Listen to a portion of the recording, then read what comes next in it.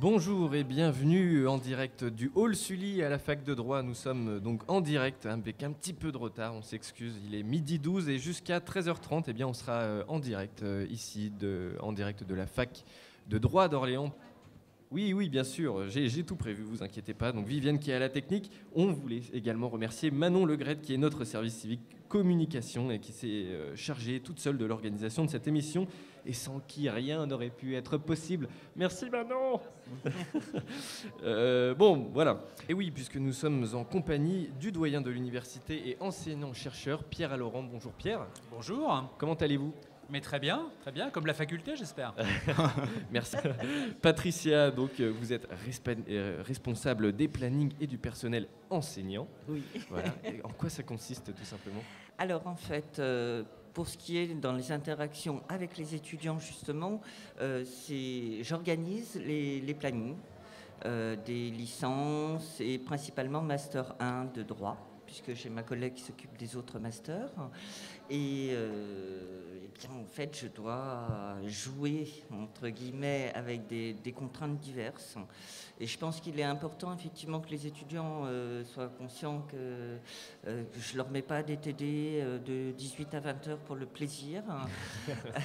C'est pas facile. Voilà, c'est pas simple. En fait, c'est un peu un grand Tetris. On continue la présentation avec Pierre Alorand. Donc vous êtes doyen et enseignant-chercheur. Est-ce que vous pouvez vous présenter un petit peu plus votre parcours ? Bon, je vais vite sur le parcours, mais enseignant-chercheur, ça veut dire quoi ? Ça veut dire qu'on a fait une thèse de doctorat, donc Bac plus 8, disons, après 1 ou 2 masters, souvent 2. Moi, par exemple, histoire du droit et puis droit public. Voilà, je suis plutôt publiciste. Et ensuite, donc, une thèse sur un sujet original, enfin, qui n'a pas été défriché en tout cas. Et ensuite, il faut être qualifié nationalement pour pouvoir postuler à une maîtrise de conférence. Donc certains collègues sont maîtres de conférence, généralement en début de carrière. Et puis après, soit par l'agrégation, soit par ce qu'on appelle la voie longue, alors là c'est un petit peu du jargon entre nous, on peut devenir en cours de carrière professeur. Donc c'est ce que je suis depuis quelques années. Et puis doyen, ça veut dire directeur tout simplement. Vous savez combien il y a de facultés, il y a d'universités en France ? À peu près 70-80. Il y a un classement qui vient de paraître et qui nous classe d'ailleurs très bien pour la réussite en licence, 26e sur 72. Combien n'ont aucun site en centre-ville ? Une seule, Orléans. Et quand il y a un site en centre-ville, ça concerne quelle composante ? Le droit, l'économie et l'IAE, c'est-à-dire la gestion. Voilà. Alors ça ne veut pas dire qu'il faut faire forcément comme les autres. Ça veut dire qu'il faut faire comme les autres et à terme, dans 4 ou 5 ans, si toutes les conditions sont réunies, si c'est mieux pour les étudiants, comme conditions de travail, c'est-à-dire s'il y a un restaurant universitaire, s'il y a des résidences étudiantes, s'il y a des loisirs. Non, c'est l'heure de la seconde interview du jour. J'accueille Dominique Messineo, ok, maître de conférence en histoire du droit et des institutions. Moi, je suis aussi enseignant-chercheur ici à la faculté, donc on a traditionnellement 2 missions qui sont celles de l'enseignement. Donc on assure des cours du Master 1 au Master 2 et on a ensuite des activités de recherche qu'on mène dans une structure qui est un laboratoire de recherche qui appuie ces recherches qui prennent la forme de communication écrite ou orale. Vous faites des recherches sur quoi ? Alors moi, mon champ de recherche, c'est le contrôle social au 19e siècle et plus précisément la question on va dire des populations entre guillemets marginales et plus précisément la jeunesse. Est-ce que la jeunesse est marginale ? Alors il y a une partie de la jeunesse qui a toujours été marginale et j'ai fait un travail de doctorat qui s'intitule Jeunesse irrégulière, voilà, et sur les conditions de la prédélinquance et la manière dont les pouvoirs publics y ont répondu au 19e siècle. D'accord. Début 20e. Vous faites également des conférences, il me semble ? Alors, il arrive qu'on fasse des conférences, oui, qui peuvent être à destination d'un large public, qu'on appelle, entre guillemets, conférences d'actualité, ou bien des conférences qui s'intègrent dans un programme de recherche spécifique et qui donnent lieu à des colloques qui sont thématiques. On a des locaux qui sont encore sains. On a des locaux qui sont chauffés, on a quand même des conditions d'accueil qui sont assez bonnes. Il y a toujours de la place dans les amphithéâtres. donc, ce qui n'est pas le cas dans certaines structures. Il est évident que, comme je vous l'ai dit tout à l'heure, on essaye d'être là pour nos étudiants, mais on est contraint par un certain nombre d'éléments financiers de mettre plus d'étudiants en cours, par exemple en travaux dirigés. Et effectivement, la qualité de l'enseignement va s'en ressentir. Pour ce qui est des dispositifs qui sont à côté des études proprement parler, ça relève du Crous principalement, notamment la restauration. Alors le bouillon, c'est l'université, et c'est évident que les œuvres universitaires et l'œuvre culturelle de l'université sont des éléments essentiels pour des études dans un cadre, à la fois correct mais épanouissant. On ne peut pas étudier uniquement en allant en cours. Je pense qu'il y a besoin que les étudiants soient accueillis de manière favorable dans tous les aspects de leur vie d'étudiant. Je suis toujours avec Quentin et on va recevoir deux invités. Ce sont Théo Soligny. Bonjour. Bonjour. Comment vas-tu? Ça va, merci. Donc tu es étudiant en première année de licence droit-histoire. C'est ça. Exactement, et nous sommes avec Pierre Francesco Leone. Bonjour. Et donc toi tu es en double diplôme franco-italien, c'est ça? Et moi j'avais une question par rapport à ta double licence. Quel dispositif tu as utilisé pour venir ici étudier à Orléans? Alors, pour étudier à Orléans, ma université m'a mis à disposition une bourse Erasmus. Donc, avec mon niveau de français, j'ai pu obtenir une bourse d'études et je suis ici. Mais les dépenses pour, par exemple, l'avion, les transports, etc., l'hébergement, ce sont dus par rapport en partie de la bourse et ce sont miens. Mais j'ai eu la fortune ici d'obtenir une bourse de la région Centre-Val de Loire et je pense que c'est une occasion fantastique pour moi, et donc c'est une occasion à profiter. Super. Et donc toi Théo Soligny, donc première année de droit-histoire, en quoi ça consiste cette licence? Alors c'est pas un double diplôme, hein, c'est pas une double licence, à l'origine c'en était une mais ça a été divisé.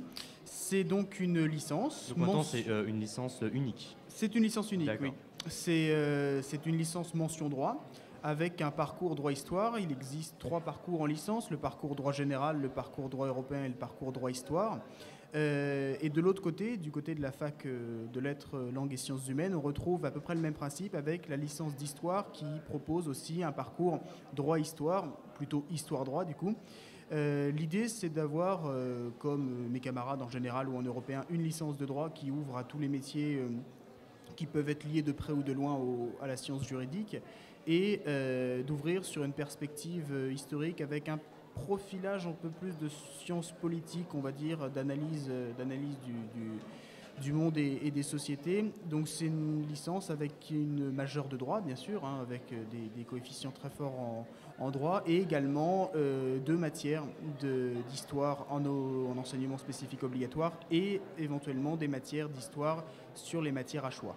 Alors, je peux commencer en disant que c'est une chose très différente de la méthode italienne, parce qu'en Italie, par exemple, les TD n'existe pas. On a une approche plus théoricienne dans l'étude du droit. Et donc, je me suis confronté avec une réalité du coup nouvelle. Et ici, au début, c'était un choc pour moi, parce que j'ai vu, par exemple, tous les étudiants français qui, avec les ordinateurs, prenaient des notes en façon très vite. Et donc, c'est une chose pour moi, au début, un peu difficile. Pour ceux qui ne connaissent pas forcément la corpo de droit, est-ce que vous pouvez m'expliquer un peu ce que c'est? Écoutez, alors, moi, c'est Yanis Adjaoudi, je suis membre fondateur de l'association et actuel aussi vice-président. Donc, on a créé cette association en mars 2016 pour permettre une cohésion entre les étudiants en droit. Pour commencer au début d'année, on a mis en place le système de parrainage. Donc en fait, simplement dit, c'était tous les L1 qui étaient intéressés par cet événement-là se sont inscrits sur des tableurs qu'on a fait passer. Et ensuite, tous les L2, L3 se sont inscrits aussi sur ces tableurs-là. Et donc en fait, les L1 étaient des filleuls et les L2, L3 des parrains ou marraines. Donc après, on a essayé de répartir en respectant un peu la répartition au niveau les droits histoire, les droits euros, les droits généraux. Donc essayer un petit peu de casser un peu ce mythe, un peu peut-être d'esprit austère un peu de l'université et montrer un peu plus cette cohésion, créer des liens, des rapports Et après, c'est dans l'animation des créations d'événements, un peu dans la vie de tous les jours. Par exemple, on a les after-work pour un peu pouvoir discuter un peu en dehors d'un contexte un peu trop scolaire. On a la mise en place d'événements de soirée, puis de visites, voilà, un peu diversifié pour pouvoir vraiment toucher à tout le monde et à tous les centres d'intérêt possibles, quoi. Justement, ce rapport avec les différentes associations qui sont de cette UFR ou même d'autres UFR, par exemple Polytech, est-ce que vous mettez en place des actions communes ? Alors pour la soirée Halloween qui s'est déroulée le mois dernier, on s'est mis en collaboration avec le master CJTCE, donc avec qui on a organisé une soirée dans différents bars en centre-ville et donc en boîte de nuit au Georges. Et c'est vrai que ça s'est très bien passé. On a eu quand même pas mal d'entrées et c'était sympa d'être en collaboration avec une autre association qui là est en droit avec nous. Donc quelque chose à refaire. Oui. Et puis c'est prévu. Et puis c'est prévu. Mais on va en parler juste après. Une dernière question sur la Fédé. Fédérer à Haut Campus, qu'est-ce que ça vous a apporté de plus que avant sa création, tout simplement ? Tout simplement, en fait, ça permet une énorme cohésion entre les associations. Déjà qu'on a la chance d'avoir un campus uniforme et pas éclaté comme par exemple à Tours. Donc on a déjà cette unité géographique, mais donc là ça permet aussi d'avoir une certaine unité morale, de bien connaître toutes les autres associations, ne pas se marcher dessus par exemple sur des dates événementielles et plein d'autres choses comme ça. Oui, il y a aussi la possibilité, voilà, comme Yanis l'a dit, par rapport justement à la gestion des événements, l'idée qu'entre associations, parce que le but c'est que chacun puisse fonctionner normalement, essayer de faire en sorte qu'il y ait un planning qui se respecte, qu'il n'y ait pas deux gros événements en même temps. C'est aussi la mise à disposition pour toutes les associations adhérentes à la fédération de pouvoir avoir des biens à disposition prêtés par la Fédé plutôt que chaque asso ait à acheter. Au final, on a à peu près les mêmes besoins au niveau matériel. C'est dommage que chacun achète alors que la Fédé peut être là pour proposer ce genre de produits et les mettre à disposition gratuitement pour pouvoir permettre à l'association de fonctionner et d'économiser aussi à ce niveau-là. Sophie Guedes, donc vous êtes chargée d'apprentissage, c'est bien ça ? C'est bien ça. En quoi ça consiste ? Alors l'apprentissage est une formation qui est proposée en alternance aux personnes âgées de 15 à 25 ans. Il faut savoir qu'à titre expérimental, 9 régions ont décidé de tester l'apprentissage jusqu'à 30 ans. L'objectif est à la fois d'acquérir un diplôme tout en ayant une expérience d'une année complète au sein d'une structure d'accueil, qu'elle soit privée ou publique. Et donc, Florian Chassina, vous êtes responsable de l'insertion professionnelle et du réseau des anciens étudiants. Voilà, donc l'idée c'est d'accompagner les étudiants dans le cadre de leur insertion professionnelle et également d'animer le réseau des anciens. Donc à ce titre, au sein du service des stages et des relations extérieures, on est un service transversal au sein de la faculté de droit, économie, gestion, donc susceptible d'intervenir auprès des étudiants aussi bien en droit, en économie ou en gestion. Et on organise des événements, des choses visant à favoriser le lien avec les professionnels et les étudiants. Très bien. J'aurais une question portée sur la notion de l'apprentissage qui fait l'objet d'actualité à l'heure actuelle par rapport à les prochains projets politiques du président. Ma question s'adresse principalement, enfin j'ai envie de dire à vous deux, mais plus principalement à Sophie Guedes. Alors, l'apprentissage à l'heure actuelle en France, je ne veux pas dire qu'elle est très mal vue, mais on porte une notion très négative, hein, je veux dire par rapport aux chiffres, etc. Disons que on privilégie davantage les études plutôt que l'apprentissage. Alors ma question serait la suivante, c'est votre point de vue par rapport à tout ça et éventuellement sur une deuxième question par rapport à votre investissement par rapport à l'apprentissage. Alors je dirais que de mon point de vue, l'apprentissage facilite énormément l'insertion professionnelle des étudiants puisqu'ils vont avoir de réelles missions qui vont leur être confiées durant toute une année complète par un maître d'apprentissage au sein d'une structure. Oui. Et en parallèle, ils vont avoir des connaissances qu'ils vont acquérir tout au long de l'année universitaire, à la fois grâce à l'intervention d'enseignants, ici chercheurs, et également d'intervenants professionnels. Donc ils vont avoir toutes ces connaissances à la fois pratiques et théoriques qui vont leur permettre de faciliter leur l'acquisition de compétences qui leur permettra de faciliter leur insertion professionnelle par la suite. Ouais, je rebondis justement sur ce que dit Sophie à propos de l'insertion professionnelle, puisqu'effectivement on enquête 12 mois après l'obtention du diplôme les anciens étudiants de la faculté de droit, économie, gestion, et on constate que pour un tiers des étudiants, ils obtiennent leur emploi grâce soit au stage, à l'aide du stage de fin d'études ou alors à l'aide de leur contrat d'apprentissage. Donc c'est vraiment un tremplin pour leur insertion professionnelle, ce stage et cet apprentissage qui est mis à leur disposition. Je pense vraiment, soyez proactifs.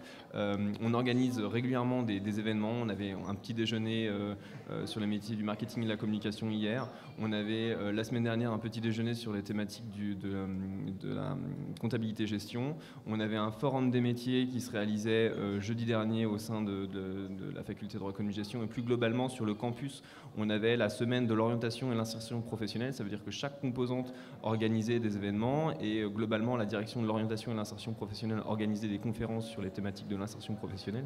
J'ai pour ma part déjà eu affaire à un étudiant qui était arrivé en me disant qu'il n'avait aucune expérience, et puis en l'interrogeant, j'ai découvert qu'en fait il était président d'une association, qu'il faisait des actions communication, qu'il était trésorier, et qu'en fait il y avait toute une tas de parties de son parcours personnel qu'il occultait et qui avait vraiment un intérêt pour le recruteur.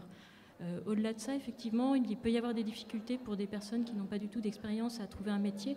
Dans ce cas-là, on conseille aux personnes peut-être d'élargir leur mobilité professionnelle et de rechercher un petit peu plus, de ne pas être forcément fixé sur des missions particulières, d'élargir le champ aussi de leur recherche. J'ai également des étudiants qui parfois vont me dire non, je ne postule pas à telle offre parce que je n'ai pas les compétences, alors qu'en fait, il est tout à fait possible de postuler et d'être recruté.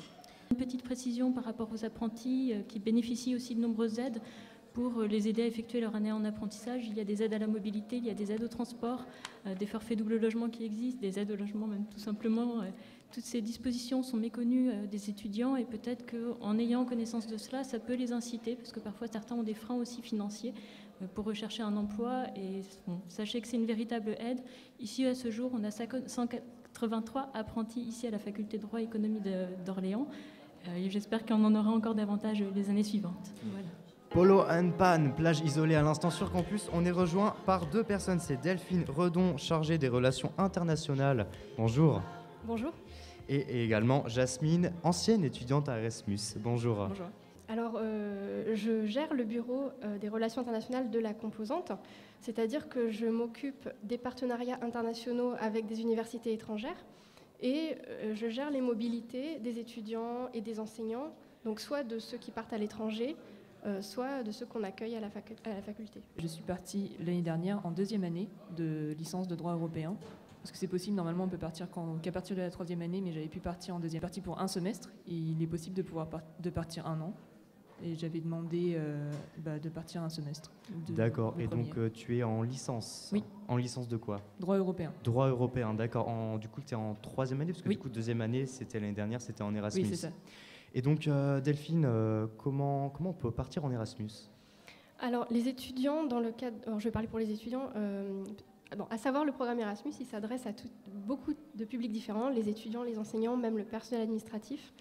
Et donc pour les étudiants, vous pouvez partir une fois par cycle, c'est-à-dire une fois en licence, une fois en master, une fois en doctorat. Et donc c'est sur candidature. Elles sont en ligne, donc tout est dématérialisé depuis l'an dernier. À la composante, les candidatures se déposent jusqu'au 31 janvier. Donc candidature, il n'y a pas de la place pour tout le monde, j'imagine. Non, alors on a un nombre de places déterminé, voilà. Donc ça dépend de nos partenariats. Les places sont fixées avec chaque université partenaire. Donc certes, le chiffre n'est pas extensible, mais à savoir que nous recevons beaucoup moins de candidatures à l'heure actuelle que de places offertes. Donc potentiellement, on peut encore accueillir d'autres candidats et qui auraient des chances d'avoir des places. Je voulais changer d'air, aller le plus loin possible. Envie de voyage, c'est ça? C'est ça, exactement. Et j'ai pas été déçue parce que c'était en Laponie. Oui. L'hiver, c'est 2 heures de soleil, plus ou moins par jour. Et on voit les aurores, on voyage énormément. C'est vraiment chouette. Et donc la Laponie, apparemment le Père Noël habite là-bas. Oui, Rovaniemi est la ville officielle du Père Noël et on peut le rencontrer. C'est vrai? Oui, il parle. Oh la chance, c'est génial. Il parle plein de langues, c'est très impressionnant. Il peut parler en chinois aux enfants qui viennent le voir. Ce que je voudrais ajouter, c'est aussi que les étudiants peuvent contacter l'association Erasmus, qui est l'ESN, Erasmus Student Network. Il y a un préjugé comme quoi cette association, c'est que pour les gens qui sont en Erasmus ici, mais c'est aussi pour ceux qui sont en partance. Ils seraient intéressés et pour qu'ils en sachent plus sur la mobilité internationale en général.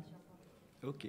Voilà, vous êtes toujours sur Radio Campus Orléans et cette émission, eh bien, elle se finit doucement et on tient à remercier tout d'abord le Collégium de droit économie gestion et puis tous les participants, les étudiants, l'équipe Écoute ta fac, les mecs, bien joué.